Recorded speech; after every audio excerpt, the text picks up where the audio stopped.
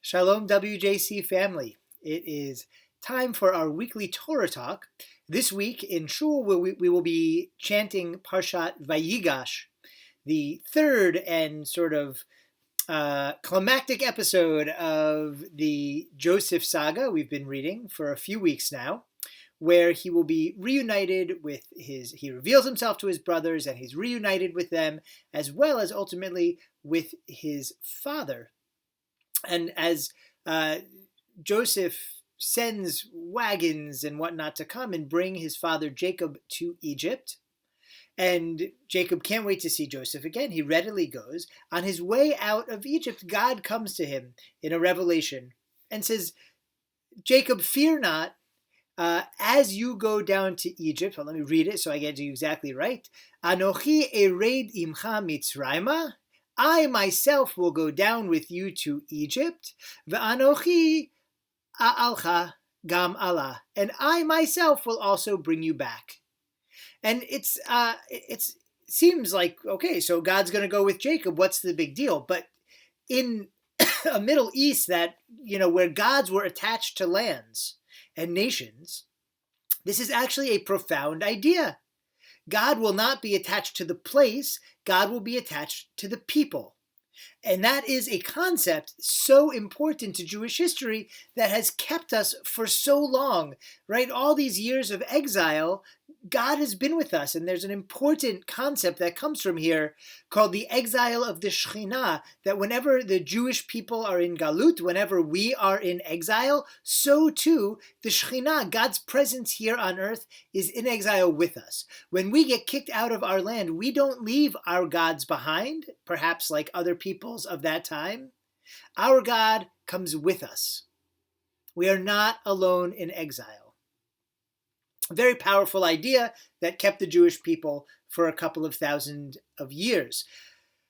I want to go even a little deeper into this idea of God going down with Jacob, and I want to bring a comment of the Kedushas Levi, a Hasidic commentator on the different parshiot. And he says, commenting on, I will descend to Egypt with you, and I will also ascend with you.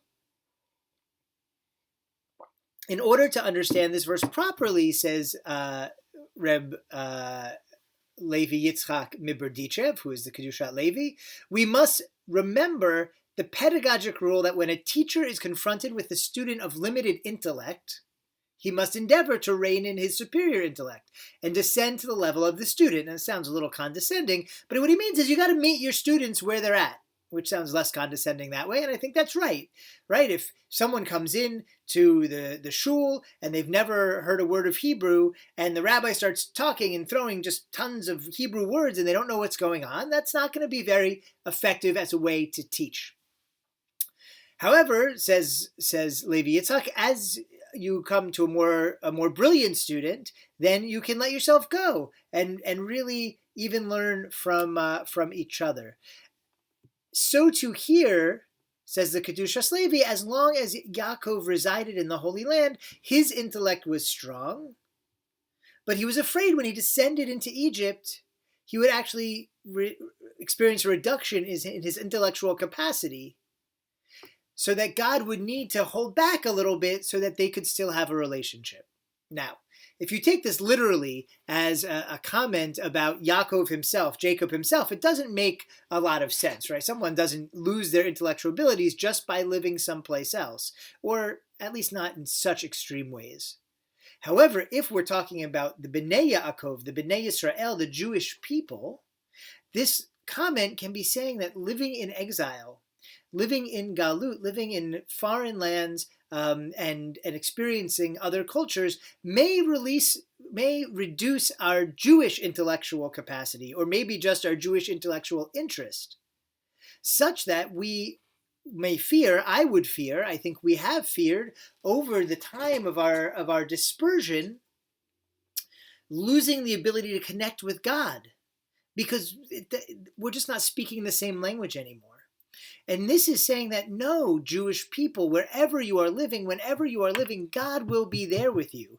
And don't just take that as like, okay, so God's everywhere, fine. But no, God is there with you, wherever you are at, whatever need you are in, even in exile, even when you are not doing Jewish, not learning Jewish. God will meet you where you are at, in whatever language you need to be met at, with whatever remedial, right? First level, primer level knowledge you need to start. If you need to start in the Aleph Bet, God's going to be there with you doing the Aleph Bet. If you need to start with simple laws of morality, God will be there with you doing simple laws of morality. You don't need to study Gemara. You don't need to study the Talmud or the Mishnah or Rabbinics. God is there with you.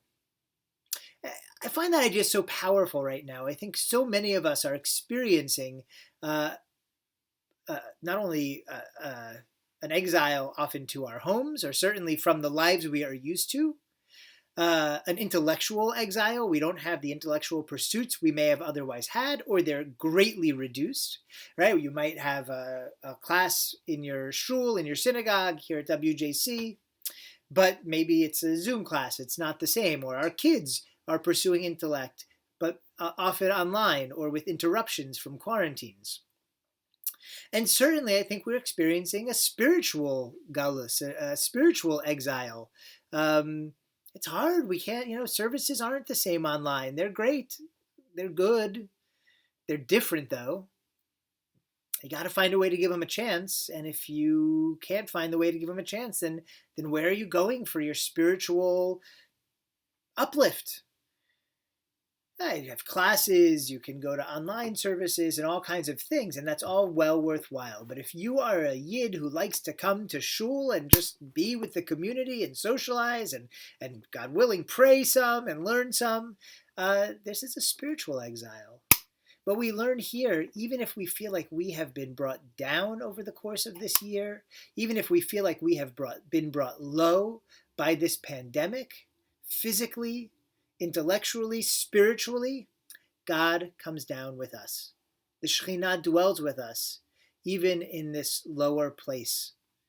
And hopefully, as the verse says, so too God will come up with us. Because God is here with us always, God can hold our hands and lift us up and help us find that more hopeful, that more purposeful, that more spiritually uplifting existence that we are so desperate and so desire. This year, 2020, is drawing to a close, and 2021 is about to start. I hope it's a better year. But we all know it takes more than the turn of the page of a calendar to make a better year. God is reaching out. God is here with us. We need to reach out and take that hand and lift each other up as we climb out of this pandemic, God willing. And I'm optimistic with the treatments and with the vaccines and with people hopefully wearing masks and being smart about it. Hopefully we'll be able to claw our way back. As we do, we'll have company. We're bringing God back with us, once again raising our intellectual pursuits, our spiritual pursuits, once again being able to feel like we are no longer in exile, but have reached our promised land and the purpose God intended for us. May we all find that kind of fulfillment in the year 2021 and always. And may we all have the sense of God close to us and also have the sense of God lifting us up and pulling us towards a better tomorrow.